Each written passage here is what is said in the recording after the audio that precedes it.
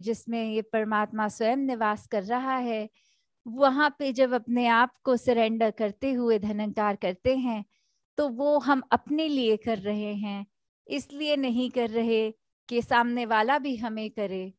क्योंकि यहाँ बात धनंकार जब हम कर रहे हैं, तो सिर्फ अपने ये सरेंडरेंस के भाव में, जो हम सिमरन में भी परमात्मा को बोलते हैं, मैं तेरी शरण हाँ मैनू बख्श लो, तो ये भक्ति सिर्फ अपने ऊपर ही केंद्रित रख के हो सकती है। अगर हम दूसरों को जज करने लग जाएं, देखें कि हमने किसी को अच्छी तरह अटेंड किया, दूसरे ने तो मुड़कर हमें क्या सिला दिया, हमारे साथ तो बहुत ही खराब एक सलूक किया, तो फिर हम वापस उसी माया के जंजाल में, उसी बात पर रह जाएंगे कि ये गिव एंड टेक बन जाएगा। और जबकि प्यार तो ये वन वे भी हो सकता है कि हम देते चले जाएं, दूसरे को अगर देना है दे, नहीं देना है नहीं दे, पर उससे हमारे ये प्यार देने की क्षमता कम ना हो, उससे हमारा दिमाग में कहीं ऐसे भाव ना आए कि अगर दूसरा हमारे साथ ठीक व्यवहार नहीं कर रहा, तो हम भी जानबूझकर उसके जीवन में अड़चने लाएं, उसको तंगी दें। क्योंकि एक, अगर हम अपने आप को चाहते हैं निखारना, तो वो निखार सिर्फ इस परमात्मा से जुड़कर ही आ सकता है। और जो व्यक्ति सही मायने में परमात्मा से जुड़ा हुआ है, फिर उसके मन में कहीं खटास नहीं रह सकती। वो नेचुरली डे बाय डे इतना प्योर उसका मन होता जाएगा कि ये चतुर चालाकियां, ये कोई भी एक षड्यंत्र रचकर नहीं, एक बस दिल से प्यार से, पूरे ही एक प्योर इंटेंशन से संसार के हर व्यक्ति में ये परमात्मा ही देखता है। और फिर अपने आप को जब, अगर ये बात हम करते भी हैं कि मानवता की सेवा करनी है, मानवता के लिए समर्पित होना है, तो वो तब तक एक दिखावा करना तो आसान है कि कोई एक्टिविटी कर ली और मीडिया में आ गए, और उस तरह से कुछ भी एक, आजकल सोशल मीडिया भी इतना ऊंचाई पर कि ये अपने एक्ट्स तो हम संसार के आगे बहुत खूबी से रख सकते हैं।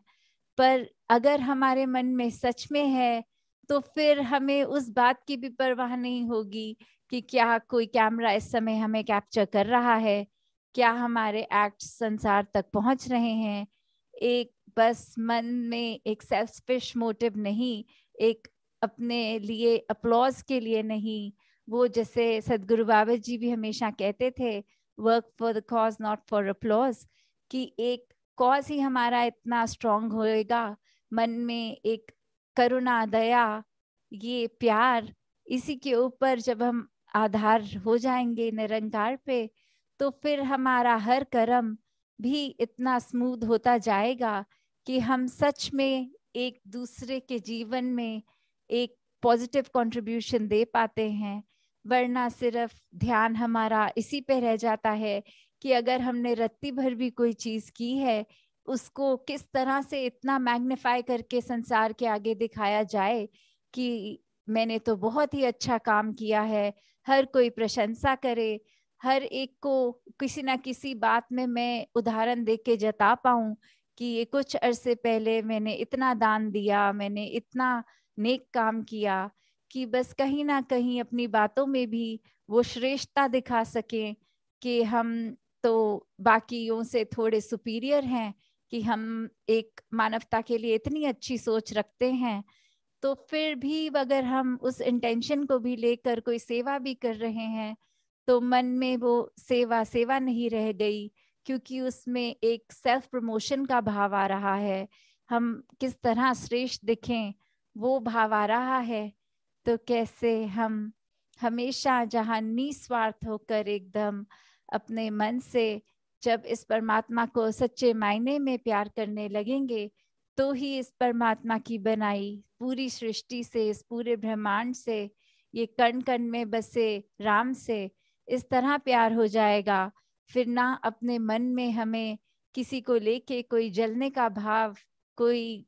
बैड इंटेंशंस दिमाग में, ना कोई हमारा कर्म भी उस तरह होगा जहां हम स्वयं को भी नुकसान करें और दूसरे का भी नुकसान करें।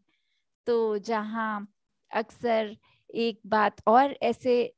आ जाती है लाइफ में कभी कि हम तो ठीक नियत से कोई चीज कर रहे थे, पर वापस हमारे साथ अच्छा नहीं हुआ। This life is not fair, ये हमारे साथ बहुत अनफेयर हुई है चीज।